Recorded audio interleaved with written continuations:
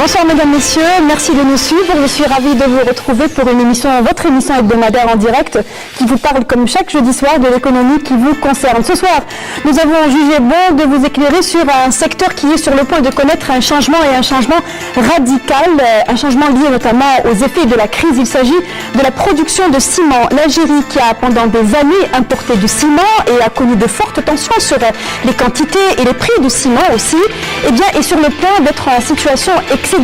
Cet état était prévisible. Le marché intérieur devra arriver à saturation d'ici à 2020. Plusieurs cimentiers ont obtenu des autorisations pour produire du ciment. Et puis d'autre part, la cadence des projets de construction, équipements publics, infrastructures et logements, eh bien cette cadence a changé à cause de la crise. Le ministre de l'Habitat le disait hier, il n'y aura pas de programme ADL3, il n'y aura pas non plus de nouveaux programmes LPP. La rigueur budgétaire fera que l'Algérie sera obligée d'exporter son ciment in fine. L'Algérie est-elle en mesure d'exporter son ciment? Quelles répercussions cela aura-t-il et a-t-il déjà aujourd'hui sur le marché national? Voici le sujet que nous débattons ce soir avec nos invités. Merci messieurs, merci d'avoir accepté notre invitation. Mortal Cherbout, bonsoir. Vous êtes ancien PDG de la SNVI, ancien directeur général également d'une société de distribution, d'importation et distribution de ciment. Merci d'être là pour nous faire participer votre savoir-faire, vos connaissances dans le domaine du ciment. À ma droite, M. Azdine Assiran, bonsoir. Bonsoir. Vous êtes chef de la division partenariat, marketing, commercial et communication du groupe public JICA. Merci d'avoir répondu présent. Je vous remercie. Et à vos côtés, M. Ammar Yahyaoui, bonsoir. Vous êtes le vice-président de la CGP BTPH, la Confédération Générale du Patronat du Bâtiment, Travaux Publics et Hydraulique. Tout un programme, merci d'être avec nous. Nous allons, avant de commencer d'entamer ce débat qui est lié donc au secteur du ciment, vous proposer de faire le tour de ce secteur qui, je le disais tout à l'heure, est sur le point de connaître un changement radical. L'Algérie devrait pouvoir exporter du ciment dans quelques années. Le ministre de l'Industrie a d'ailleurs identifié 2 sites propices à l'exportation qui sont bien entendu se trouvent à Benissaf et à Hadjet El-Nas, une plus-value pour l'économie nationale bien entendu. Voyons cela dans ce compte rendu signé Youssef Dhili. D'importateur net de ciment, l'Algérie est passée à l'autosuffisance en l'espace de 4 ans. La quantité de ciment importé a atteint un pic de 6,6 millions de tonnes en 2015 pour une facture de près de 480 millions de dollars. En 2016, la capacité totale de production de ciment avoisinait les 18 millions de tonnes, dont près de 12 millions de tonnes sont produits par le groupe public JICA. La demande, elle, dépassait les 24 millions de tonnes.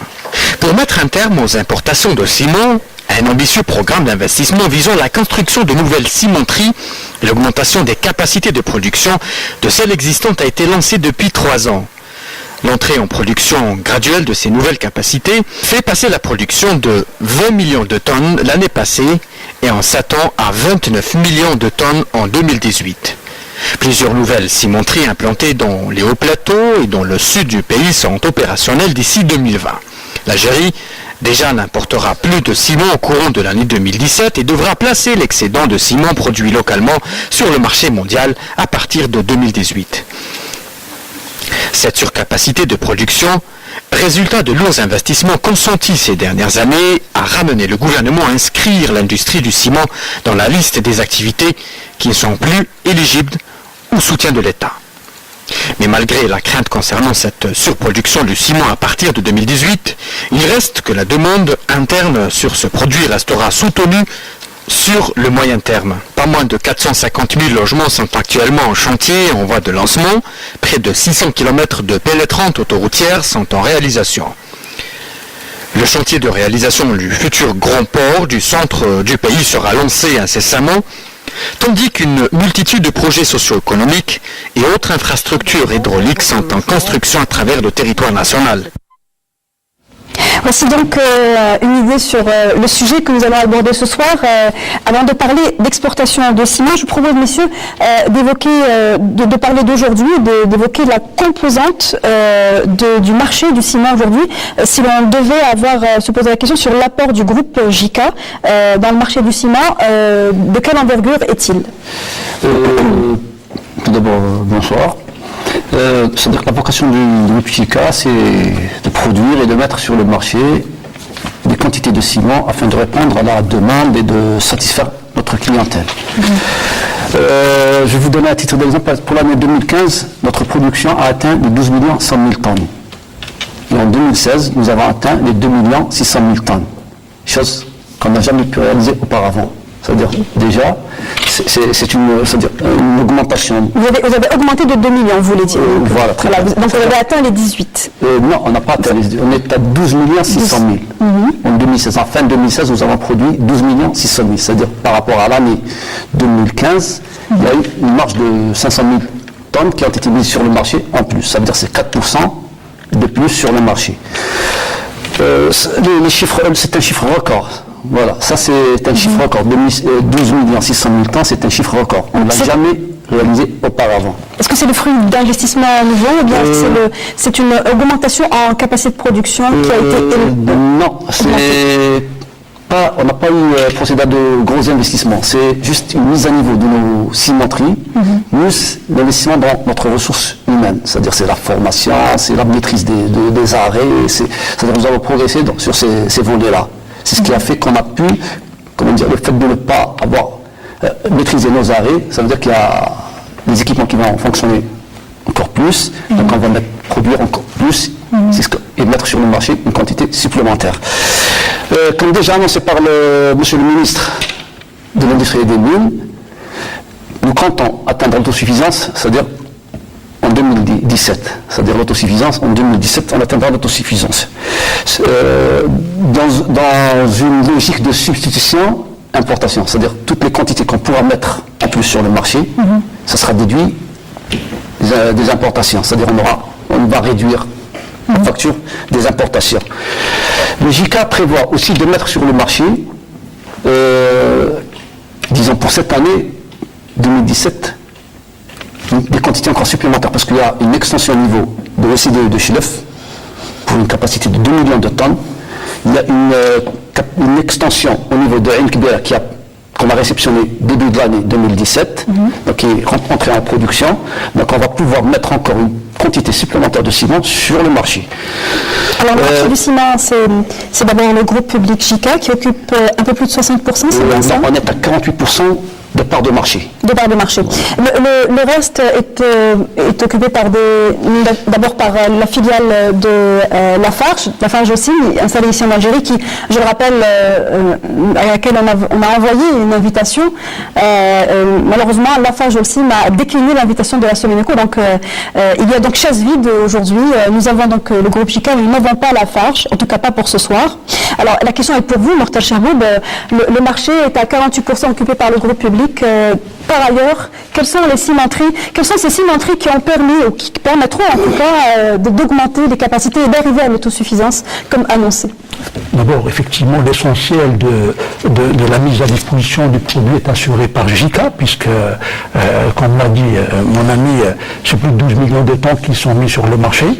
Il faut reconnaître durant ces dernières années une très nette évolution de la productivité et des produits. Il y a à signaler aussi que JICA, je me permets de le dire, a 4 partenariats quand même avec des groupes internationaux sur Meftah et sur d'autres cimenteries. Donc ça a été des éléments très positifs pour faire améliorer la productivité et la mise à disposition. Et il y a également 9 millions de tonnes qui sont donc dispensées par d'autres cimenteries privées. En l'occurrence, vous avez évoqué Lafarge en partenariat avec des opérateurs privés et un opérateur dans la région de Biskra aussi.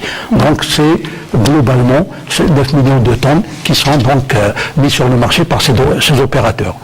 Jusqu'à 2015, où le besoin est exprimé, comme il a été dit, je le confirme dans le reportage, un peu plus de 25 millions de tonnes, 25,2 millions de tonnes. Donc par rapport aux 21 millions de tonnes qui étaient mis sur le marché, la différence était compensée par l'importation, puisqu'il était importé un peu plus de 5 millions de tonnes par année. Comment expliquer aujourd'hui que le marché du ciment soit passé d'une extrême à une autre? On n'est pas encore dans l'excédent, hein. On s'oriente vers une autosuffisance.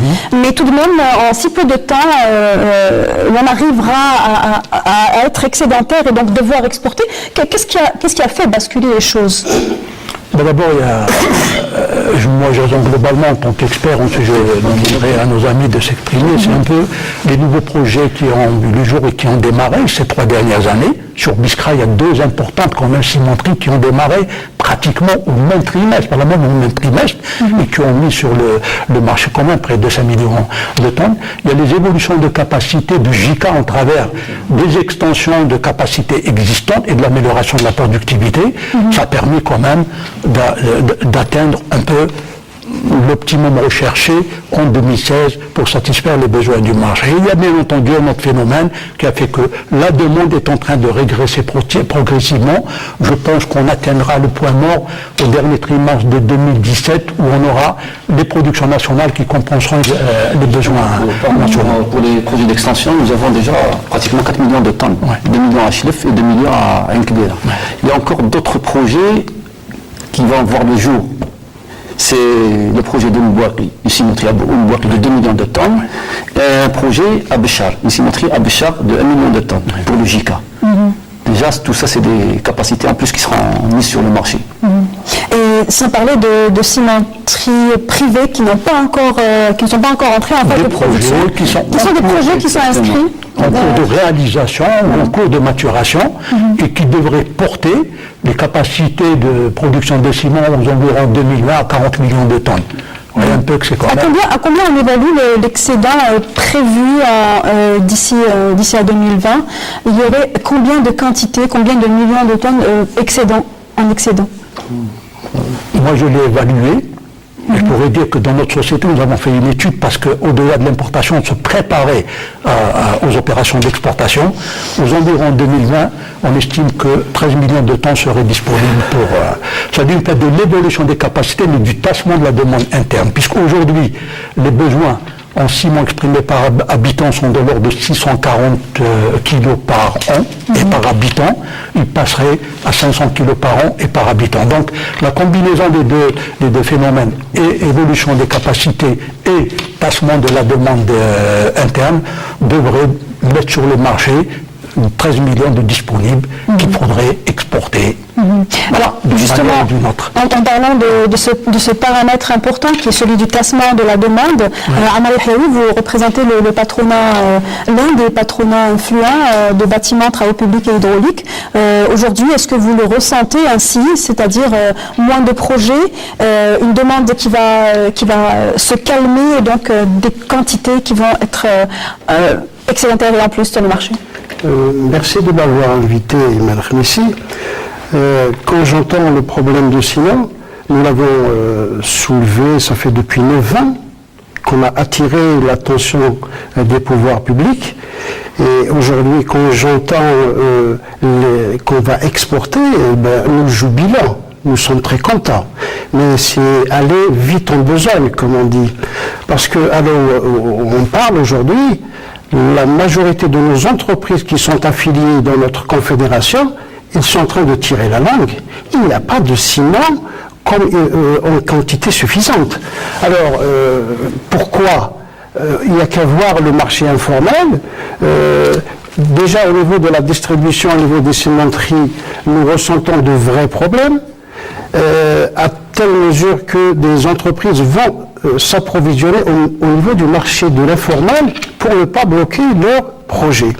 Mais c'est pas ce sont des délais d'attente pour alors, j'ai reçu des rapports de nos entreprises qui disaient que quand on va vers les usines, bien sûr qu'on nous donne du ciment, c'est vrai, mais il faut attendre 3 mois jusqu'à 6 mois pour avoir le quota voulu. Alors, quand on dit quand on fait une programmation de 400 tonnes et qu'on vous donne 100 tonnes par exemple, ben ça se répercute sur les délais, etc. Maintenant... Donc vous avez un recours quasi automatique vers le marché informel. Absolument, parce que c'est les promoteurs qui nourrissent vraiment le marché informel. Les entreprises n'ont pas le choix, si ce n'est d'aller... Parce qu'on leur dit d'aller voir chez les revendeurs tels que les Idenco, etc. Mais le produit n'existe pas. Bien sûr qu'au niveau des Idenco, le prix il est un peu plus bas, c'est à peu près 900 dinars. Le quintal. Au prix d'usine, c'est de 650, si mes souvenirs sont bons. 650 dinars, le quintal. Tout à fait. Voilà. Alors, mais il faut les trouver. On n'en trouve pas. Ammar Yahyaoui, est-ce que vous décrivez une situation qui se produit dans tout le territoire national ou bien est-ce que ce sont des régions qui sont peut-être liées à des sites qui sont en train d'être remis à niveau ou en arrêt technique Tout à fait. C'est la tendance générale de tous nos adhérents. Nous recevons des 30 wilayats où nous existons et c'est la tendance qui est généralisée. Si je rentre dans certains secteurs, comme Chlef, excusez-moi, je vais le dire, les entreprises ne sont pas servies. Nous avons un problème au niveau de la cimenterie de Chlef. Alors, je ne comprends pas comment ça se passe au niveau de la distribution. Aujourd'hui, on n'est pas dans un pic de consommation. Cette année, du moins 2016, 2017 est à peine abordé, on est loin d'une année de pic de consommation. La situation que nous déplorons, elle est sur toute l'année. Maintenant, nous allons rentrer dans les vrais problèmes parce que nous avons eu à diagnostiquer. Parce qu'on s'est toujours posé la question depuis 9 ans, pourquoi ces problèmes? Parce que le problème de ciment, il existe depuis toujours. On a essayé de le régler, mais c'est impossible. Alors que nous avons émis des solutions, malheureusement, on ne les adopte pas. Pour parler Pardon, je continue juste. Allez-y. Je parle devant le responsable du JICA. Nous ne comprenons pas à ce jour comment on programme les maintenances des cimenteries en même temps. Nous n'arrivons pas à comprendre ce système. Bon, vous allez me répondre tout à l'heure. En même temps, vous voulez dire en été? Vous avez 4-5 cimenteries qui programment l'arrêt annuel en même temps. Nous ne comprenons pas. Pourquoi? Parce que quand il y a un arrêt annuel de 5 cimenteries, vous avez un déséquilibre qui fait que l'informel grimpe, les prix grimpent et les gens... Asdin, ce sont des situations de conjoncture, des arrêts techniques. Pour parler du marché c'est des arrêts programmés. Actuel. C'est-à-dire, c'est programmé en début d'année, on se dit qu'on va faire un certain nombre d'arrêts, 2 arrêts par exemple par année, et les dates elles sont fixées. À l'avance. Et nous, au niveau du groupe, on essaie de demander aux cimenteries de pouvoir repousser pour ne pas avoir ces situations d'arrêt de 2-3 cimenteries. Simultanées. Voilà, très bien. Mais parfois, il y a une cimenterie qui a un incident. Monsieur Chabot, peut-être qu'il peut aborder dans ce sens. C'est qu'il y a parfois des incidents. Et on est obligé d'arrêter. Il y a peut-être aussi des situations où peut-être les infrastructures ne sont pas peut-être au niveau ou peut-être suffisamment récentes qui nécessitent des arrêts nécessaires, j'imagine. Voilà, exactement. Et c'est des arrêts qui sont prolongés, dû au fait que parfois il y a des incidents qui demandent un peu plus de temps pour remettre en marche. C'est-à-dire que c'est pas fait sciemment pour... Alors il y a les arrêts techniques qui peut-être arrivent au mauvais moment, ou en simultané. Est-ce que les quotas sur... Ce que nous suggérons, c'est de faire des programmations à l'avance, mais de telle façon à ce qu'il y ait une qui s'arrête et des autres qui fonctionnent. Et puis, on fera une maintenance un peu plus tard. Maintenant, quand il y a une panne ou un arrêt imprévu, ça se comprend. Mais je parle de la coordination au niveau du groupe JICA. Il faut qu'il y ait une bonne coordination pour... peut-être que c'est difficile, mais je ne sais pas. Et il n'y a pas que le groupe JICA aussi. Exactement. Malheureusement, les absents ont toujours tort. Alors il y a aussi, les cimenteries de la Farge, on est d'accord. Il n'est pas là. Elles aussi, ils sont sujettes à des arrêts, j'imagine. Je parle en général. Ce qui est normal. Est-ce que on parle de l'actualité, on se projettera dans un moment dans l'exportation, puisque c'est ce qui est prévu et c'est le thème principal. Est-ce que les quotas d'importation qui aussi étaient nécessaires, vu que les volumes produits sont plus importants, la demande diminue, est-ce que les quotas ont eu un impact négatif tel que le décrit Ammar Yahyaoui? Mais écoutez, moi, je peux évoquer un peu l'impact que ça a eu sur l'entreprise dont j'avais la direction générale, puisque avant 2016, on n'était pas limité en importation. Et on est arrivé à faire près d'1 million de tonnes, c'est l'équivalent d'importation. En 2016, du fait un peu de la mise en œuvre des quotas et des licences d'importation, on a bénéficié des licences de l'ordre de 200 000 tonnes qu'on a exécutées en 4 mois. Donc il est vrai que le fait, cette diminution un peu des volumes importés devait être compensée par la disponibilité de produits au niveau des cimenteries locales. Je crois savoir qu'en 2016, il y a eu quand même, comme le site Yahyaoui, des perturbations en termes de disponibilité de ciment. Alors, il faut aussi évoquer encore un autre phénomène, puisqu'on parle de non-disponibilité. Il y a les ciments conventionnels qu'on appelle les ciments gris conventionnels, mais il y a les ciments spéciaux qui sont nécessaires dans certaines régions et qui ne sont pas produits en Algérie, qui sont tous originaires de l'importation, tels que les CRS ou les ciments pétroliers. Ça, c'est des ciments spéciaux qui sont importés. Et la société, vous avez la responsabilité, la seule société qui a importé ce type de ciment. Voilà. Ce sont des quotas, ce sont des types de ciment dont l'importation n'était pas compressible? Dont l'importation n'est pas complexible. Je vous donne un exemple. Aujourd'hui, le ciment pétrolier, le besoin de l'ordre de 250 000 tonnes. Si vous ne les importez pas, vous avez 250 000 tonnes qui manqueront pour réaliser le puits de forage. Pour le CRS, un peu tous les ciments qu'on utilise dans les milieux agressifs, si vous ne les importez pas, parce que JICA ne les produit pratiquement pas, Lafarge a arrêté de les produire, c'est essentiellement des produits qui viennent d'importation. Alors, s'ils ne sont pas importés, s'il n'y a pas de quota, c'est des banques qui seront donc ressenties sur le marché. Donc ce sont des quantités d'importation qui ne sont pas compressibles. Monsieur Sirane. Juste pour une petite précision, c'est que pour le ciment pétrolier, il y a des projets. Il y a une convention qui a été signée avec Sonatrach, le ministère de l'Enseignement supérieur, pour la production de ce ciment. Il y a eu déjà une première quantité qui a été produite, a été livrée à Sonatrach pour les essais. C'est des essais qui ont été concluants. Donc on compte prendre en charge la production de ce ciment au niveau du JICA.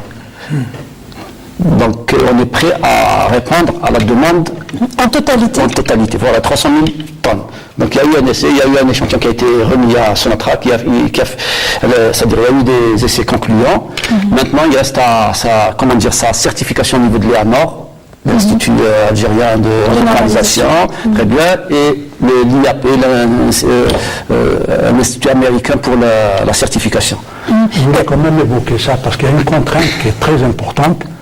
Pour la production de ciment pétrolier dans un pays quelconque, et aujourd'hui l'Algérie, puisque j'ai qu'à usage d'en produire, et j'ai eu connaissance qu'il y a eu un début de production, c'est la certification API, American Petroleum Institute, qui est indispensable pour utiliser le ciment auprès des sociétés pétrolières qui font du forage en Algérie. Et je dois savoir que techniquement, ça c'est mon métier d'ingénieur, il m'était beaucoup intéressé, qu'il faut au moins 2 années pour avoir cette certification.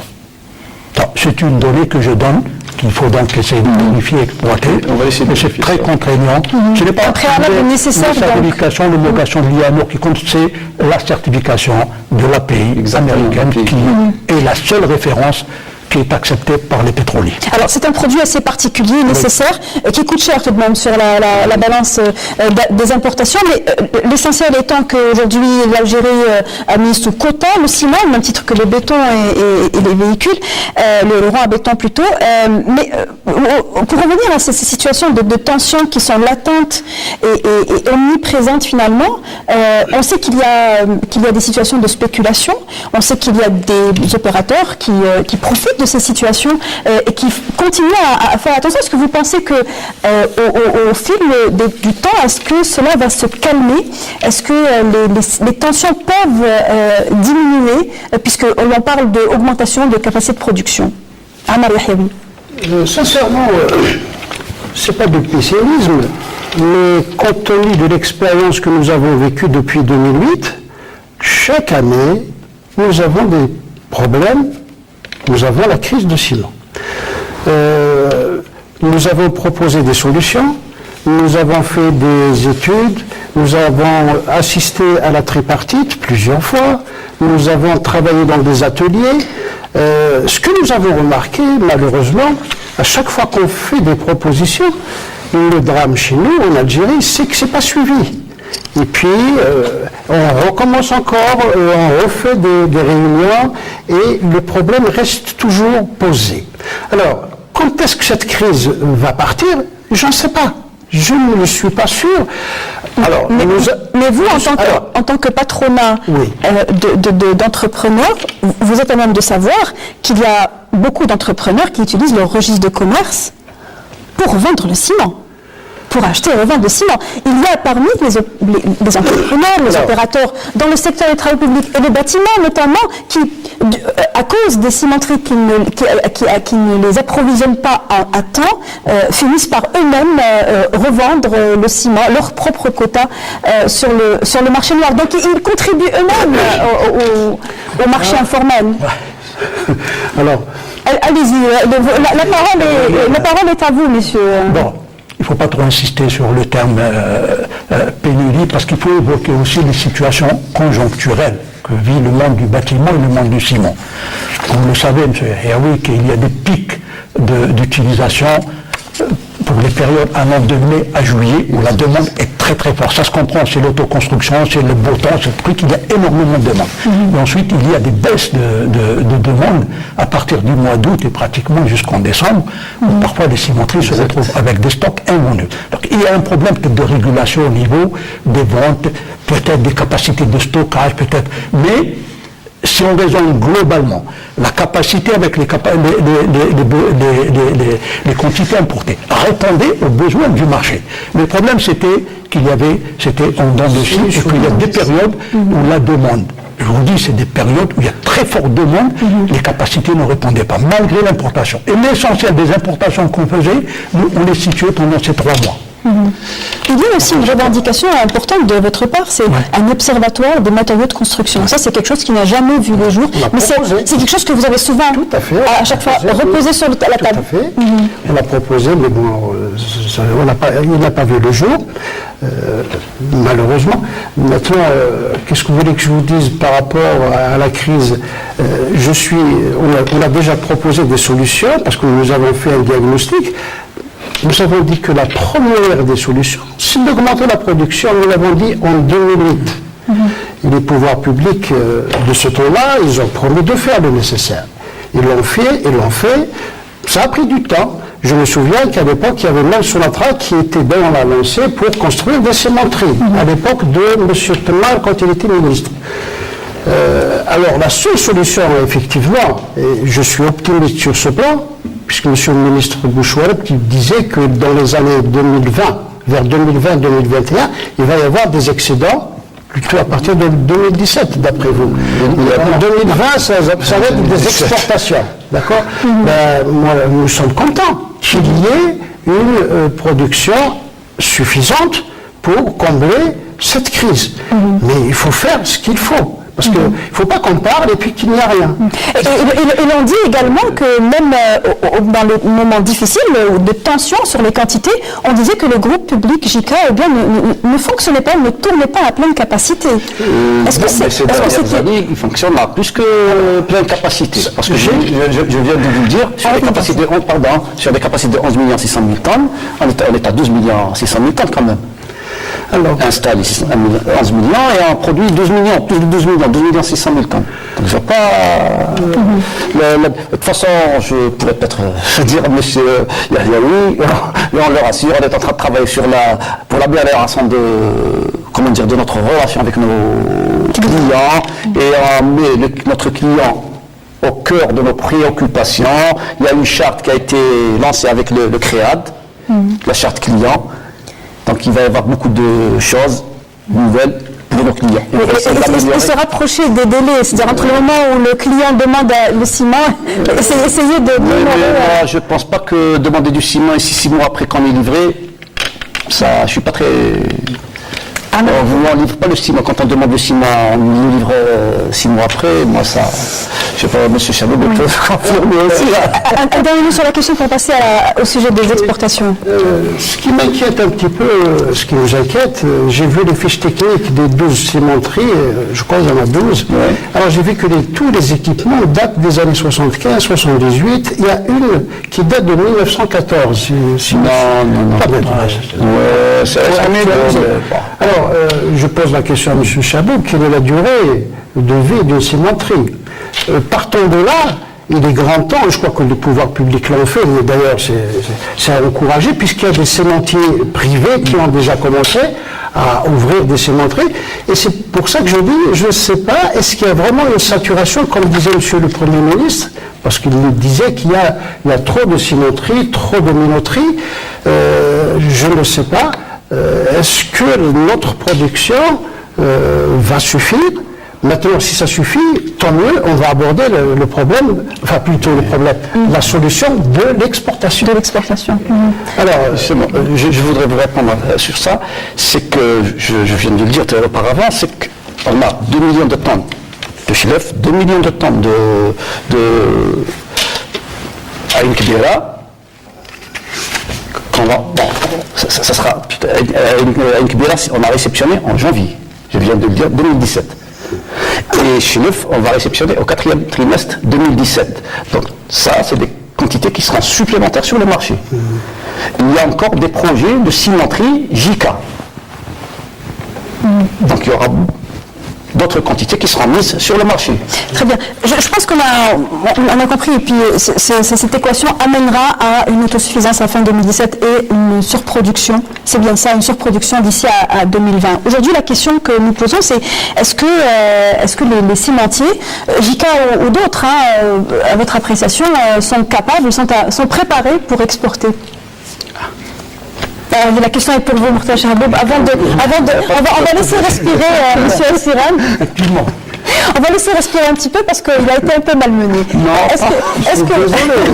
non, mais vous excusez pas. Je viens de récupérer sur les dossiers, c'est des fiches techniques avec les capacités nominales. On donne 1 million de tonnes pour Sobroslan, 1 million de tonnes pour la Mitijablida, Zahana 1,2. Alors ce sont des capacités nominales. Est-ce qu'on les réalise à tout moment ou bien, oui, peut-être que vous allez me corriger, je ne sais pas. Alors nous avons une petite crainte. Est-ce que vraiment, on fonctionne à 100% des capacités des usines? Oui. J'ai un doute là-dessus. On va écouter sa réponse. D'accord. Allez-y, répondez rapidement. Justement, je disais que c'est un peu plus, parce que Befta, c'est une capacité installée de 1 million de tonnes. Et on fait pour l'année passée, on a fait 1 200 000.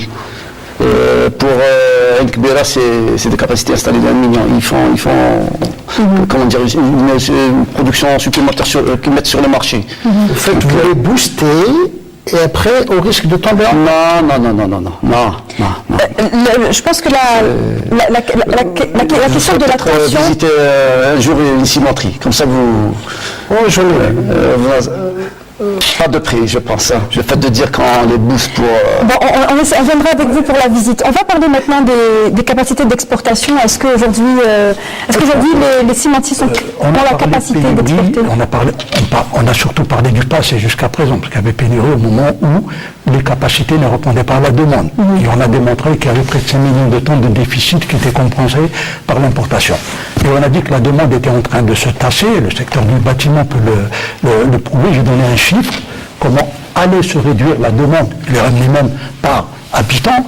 Donc, nous avons, dans nos prévisions, et des études qu'on a faites, je vous dis qu'on s'est beaucoup intéressé à l'exportation, je vais vous en donner les raisons, c'est qu'à partir de 2019, je vais donner un chiffre, on aura 3 et 5 millions de tonnes qui seront excédentaires, qu'il faut placer.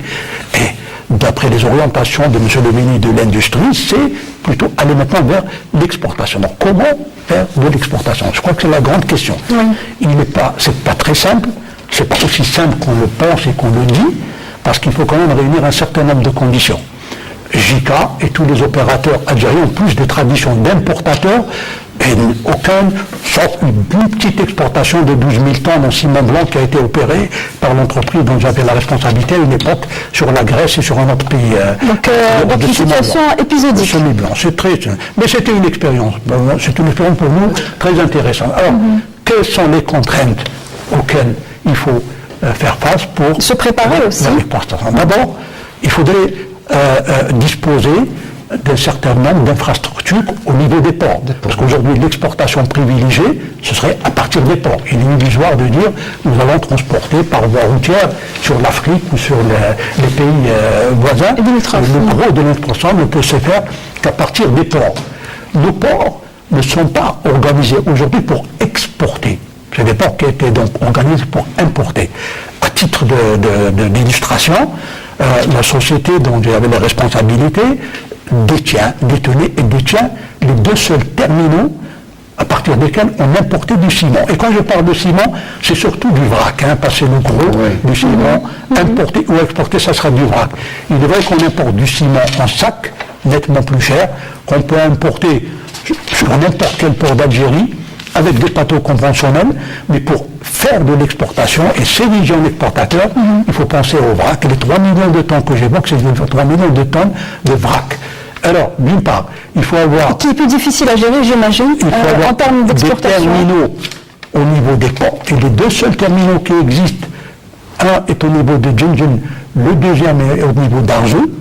Ils nécessitent des adaptations qui sont en cours pour les transformer en terminaux susceptibles d'exporter. La première des adaptations est technique, c'est au niveau du gestionnaire. Le terminal doit être mis techniquement à niveau pour être un terminal qui reçoit du ciment national et l'exporter, c'est-à-dire chargé du navire. La deuxième, elle est au niveau des ports. Pour exporter, il n'est pas du tout rentable d'utiliser des petits bateaux. Nous, on le faisait parce que c'était pour compenser les besoins nationaux et à partir de la rive nord de Méditerranée. Mais exporter, c'est, à mon avis, aller vers des bateaux de l'ordre de 2000 tonnes, pas de 5 ou 6 000 tonnes. Or, mis à part le port de Djindjin, le port d'Arjou et les autres ports n'ont pas le tirant nécessaire pour accueillir des bateaux de cette capacité et opérer les opérations d'exportation dans de bonnes conditions. Le deuxième problème, et là, on a vu un peu l'exemple des pays voisins du nord de l'Europe qu'on a visités et on a vu comment étaient organisées les exportations à partir de ces pays. Et on s'est intéressé surtout des opérations qui se venaient vers l'Algérie, puisqu'on était acheteurs auprès de ces gens-là. D'abord, pour acheminer le produit au niveau des ports. Tous nos cimenteries, mis à part une, je crois, qui est à 50-60 km, toutes les autres sont au-delà de 150 km. Par rapport au port. Par rapport au port. Justement, il faudrait que le produit arrive au niveau du port. Et aujourd'hui, le moyen privilégié pour transporter le ciment, puisque le train n'est pas encore mis au point, bien qu'il y ait des voies ferrées qui arrivent jusqu'au niveau des quais, mais aucun train n'est utilisé, c'est le camion. Le ministre de l'Industrie et des Mines a parlé de la cimenterie de Hadjet Soud plutôt, et de Nissaf. Pour, justement, il y a des actions qui sont menées dans ce sens au niveau du JICA pour la préparation en vue de l'exportation future du ciment. Actuellement, il y a aussi une discussion avec le partenaire Lafarge Holcim pour la mise en place, la création d'une société en joint venture pour l'exportation de ciment. Donc, il y a des actions qui sont menées. L'objectif est vérifiable. Oui. Il y a une étude qui a été faite par le groupe et on est en train de préparer la société et de mener des actions dans le but de réaliser ou d'arriver à l'exportation. Ce que l'on entend par là, M. Hassain, c'est que le groupe JICA et la filiale de Lafarge Holcim en Algérie va créer une joint venture pour exporter. Pour exporter, voilà. Alors, bon, ça c'est une nouvelle, c'est intéressant, c'est comment joindre les forces importantes du secteur du ciment, mais d'autre part, vous parlez d'un paramètre technique qui est très important. On va parler du port déjà. Pour le tir en dos, il est clair qu'il n'y a qu'un seul site qui peut lui abriter un bateau capable d'exporter de grandes quantités. L'autre site disponible, mais le port d'Arjeu, doit faire du dragage et pour amener le tirant d'eau de 5-6 mètres aujourd'hui à plus de 11 mètres, à 16 mètres, pour pouvoir accueillir des bateaux de cette langue. Parce que exporter, c'est aller vers des gros volumes, et non pas. Le deuxième aspect, exporter vers où? Merci. Voilà, ça, c'est une question. Je crois qu'on a très bien étudié la question. Il y a la crise en ce moment. Oui. La crise dans le bassin méditerranéen. Oui, je vais en arriver. Exporter vers quel pays? Exporter vers. Puisque nous sommes voisins comme la Libye, exactement, ou la Tunisie. Et même l'Afrique. Pourquoi pas l'Afrique de l'Ouest? L'Afrique de l'Ouest, pourquoi pas? C'est parce que nous sommes là, l'Algérie. L'Algérie, c'est la porte de l'Afrique. Voilà, donc on arrive bien Méditerranée. Déjà, il faut raisonner par rapport à ce qui existe autour du bassin méditerranéen, parce que notre évolution privilégiée, c'est le bassin méditerranéen. On parlerait de la côte ouest de l'Afrique, tout, mais déjà, au niveau de la rive nord, déjà, il y a des cimenteries qui sont fermées, qui sont en train de fermer. Il y a un excédent de ciment au niveau de l'Europe. Pardon. Bon. Les marchés, leurs marchés traditionnels sont fermés. La Libye n'achète plus. Le phénomène syrien, puis égyptien, puis tunisien fait que la demande a baissé. Il y a une très forte disponibilité de ciment en Europe et on a vu les prix diminuer d'une manière très importante. Je l'ai vécu en 2015 et 2016 puisque j'étais responsable de l'importation, où une cimenterie en Espagne ne travaillait que pour l'Algérie. On a amené près de 800 000 tonnes à partir d'une cimenterie. Oui, la fermeture. Donc, je ne parle plus d'importation, mais d'exportation. Il faut bien évaluer un peu vers quel horizon on veut exporter. Et ensuite, à partir de là, à quel coût pour être compétitif. Parce que vous allez être confronté, je dis vous, JICA et ceux qui vont faire des opérations, à un problème de coût, un problème de prix. Il y a énormément à faire au niveau de l'évolution des coûts de production. Les facteurs de production en Algérie ne plaident pas. Il y a d'autres phénomènes, que si vous voulez, je les évoquerai. Avant de parler du coût de production, si vous permettez, Mourtaj Chaboub, est-ce que le groupe JICA, puisque vous prévoyez de créer une joint venture avec Lafarge Holcim, quel est le marché que vous ciblez? C'est-à-dire, ce que je viens de dire, c'est qu'on avait parlé de l'Afrique et du bassin méditerranéen. C'est dans ce but, parce qu'il y a eu quand même, en collaboration avec, je viens de le dire, avec Lafarge Holcim, il y a une étude qui a été réalisée, voilà, très bien réalisée dans ce sens. Donc, c'est vers l'Afrique qu'on tend conquérir des parts de marché au niveau de l'Afrique. Et pour les coûts, la réduction des coûts, nous sommes en train de prendre des actions pour la réduction de nos coûts. Déjà, avec il y a une convention qui a été signée avec la PRU pour la maîtrise de la consommation de l'énergie. Voilà. Il y a eu quand même, les filtres, les électrofiltres qu'on a transformés en filtres à manche. Donc déjà, on va pouvoir diminuer encore plus notre consommation d'énergie. Ça, je peux demander. Oui. Je sais ce qui se passe et je me réjouis un peu de ce que vous dites parce que le ciment algérien peut être produit à des coûts très compétitifs par rapport au ciment européen. Moi, j'ai raison par rapport à l'européen. En Afrique, il n'y en a pas. Bien qu'en Afrique, il y a d'une très grosse concurrence. Il y a un très gros producteur nigérien, je ne sais pas si vous le connaissez, qui est en train pratiquement de prendre en charge tous les besoins du marché africain, c'est Dangote, je vous dis, et qui est en train d'évoluer vers le nord. Il menace même l'Europe. Très gros opérateur. Au niveau de l'Europe, il y a 38 millions de tonnes de disponibles. Il y a une abondance de demande actuellement sur les 2 prochaines années. Je vous donne même quelques chiffres. 11 millions en Turquie, 4 millions en Espagne, 4 millions au Portugal, 4 millions en Grèce et 3 millions au Maroc. Vous parlez d'excédent. D'excédent. Donc il y a 35 millions de tonnes. Il y a une abondance qui sont disponibles. Vous pensez bien que en termes de prix, ils vont être très agressifs. Or, l'avantage que nous avons, c'est les coûts de production. Les facteurs de production sont en faveur du ciment algérien par rapport au gaz que nous utilisons, par rapport à la qualité de notre calcaire et de l'abondance de ce produit et des autres ingrédients, tels que la pouzzolane ou la bentonite qu'on utilise. Et alors que les cimenteries européennes utilisent pour leur carburant des pneus qui brûlent, de la paille, etc. Donc nous avons, en termes de coûts, la possibilité d'avoir des coûts. La possibilité de réduire les coûts de production et les marques bénéficiaires également. Mais ça, le fer de lance de cette opération d'exportation, je me permets de le dire aussi en tant que citoyen algérien, ne peut être mené que par JICA, pas par une autre entité privée. Parce que là, je sais que les coûts, la vérité des coûts, nous le saurons, et ils pourront se placer avec des coûts compétitifs.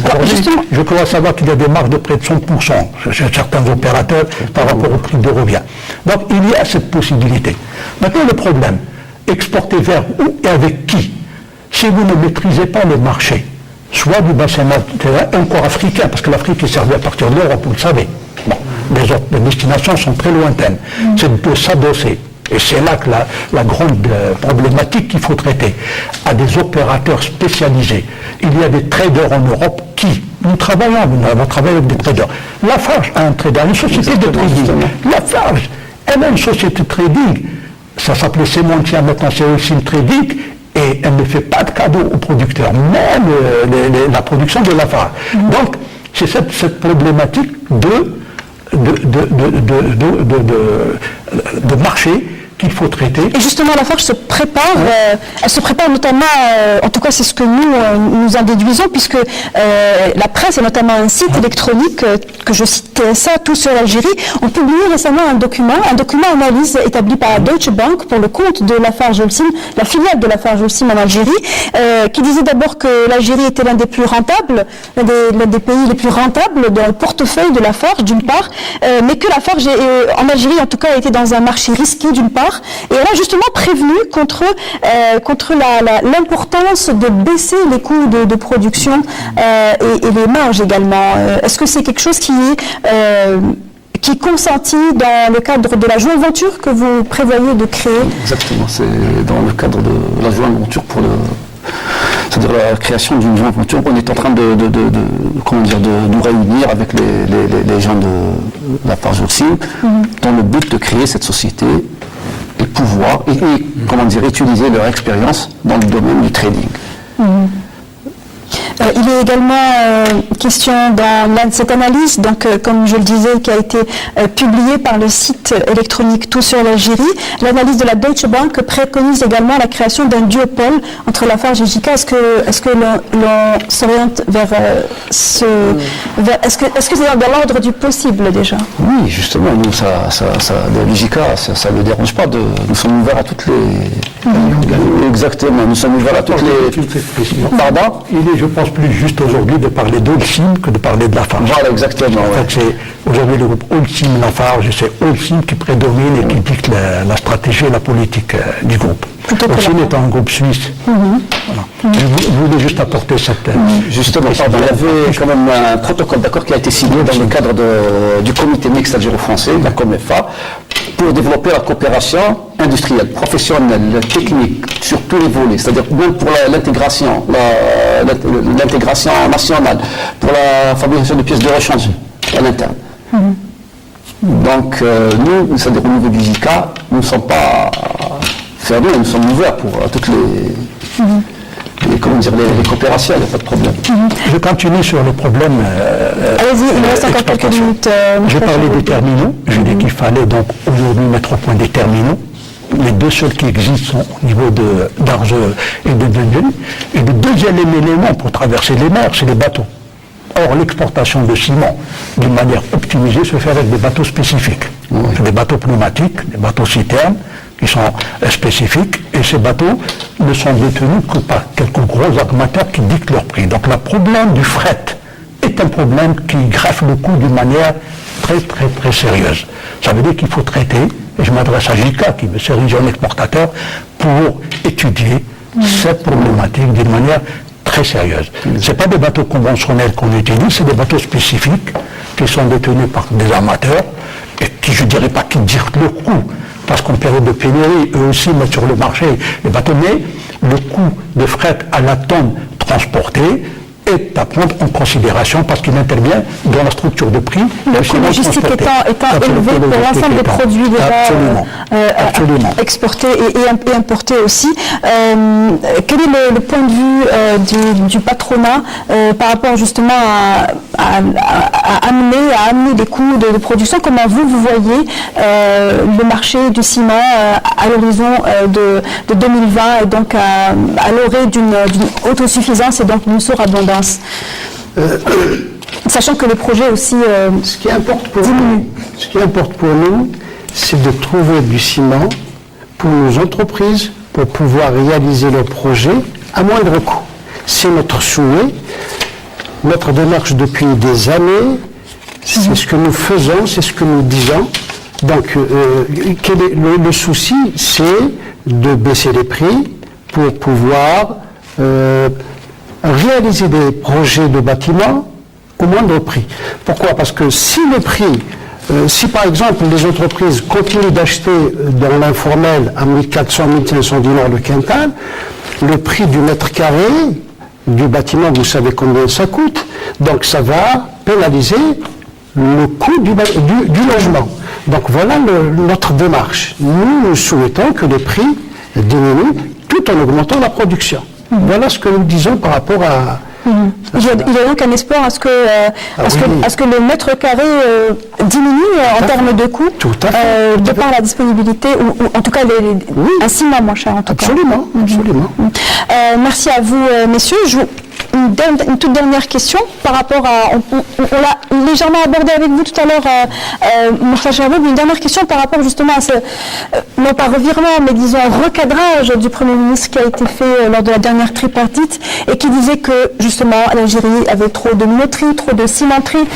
Il n'a pas évoqué les usines de véhicules, mais peut-être en filigrane, on l'a un petit peu deviné. Aujourd'hui, l'Algérie devrait-elle... Dans sa stratégie, dans sa politique économique, revoir ses priorités, ses secteurs stratégiques en tout cas à développer? D'abord, il faut évaluer d'une manière la plus précise possible sur les 5 prochaines années le besoin algérien. Tant pour l'automobile, puisque l'avait évoqué, et on a eu l'occasion d'en discuter. Dans une précédente émission. Dans les horizons 2019-2020, la production de près de 400 000 véhicules. Il faudrait que le marché absorbe ces véhicules. Il faudrait aussi qu'au niveau du gouvernement, on s'intéresse d'une manière très sérieuse à l'intégration locale, ce qui amènerait donc au développement de cette sous-traitance tellement souhaitée, qui, je pense, maintenant connu un déclic et va voir le jour. Mais ces 400 000 véhicules, à mon avis, on devrait aussi, avec les constructeurs, commencer à négocier et à pratiquement même imposer à ce qu'une partie de cette production soit réexportée, comme ils le font dans d'autres pays de par le monde. Ça, c'est pour la partie automobile. Pour le ciment, ses capacités installées ou en cours de réalisation, elles sont engagées.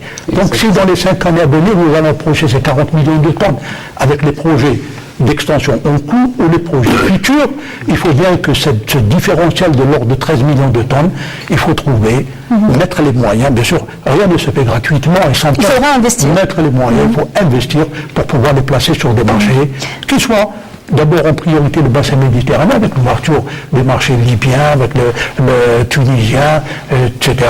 Et puis faire en sorte aussi que les 2 sites qui ont été identifiés par le ministère puissent réellement pouvoir exporter, c'est-à-dire Hadj Souda et Benissaf également, qui actuellement, en termes clairs, ne sont pas aptes à pouvoir faire des opérations d'exportation. C'est quelque chose qui va devoir être... Qui ne sont pas aptes. Je ne suis pas d'accord parce que il y a eu une prospection qui a été faite, que c'est 2 sites qui ont été retenus pour la proximité déjà des sites de production. Oui, et la proximité c'est évident. Et pour la capacité de ces ports à accueillir des faquilles. Donc il y a 2 points.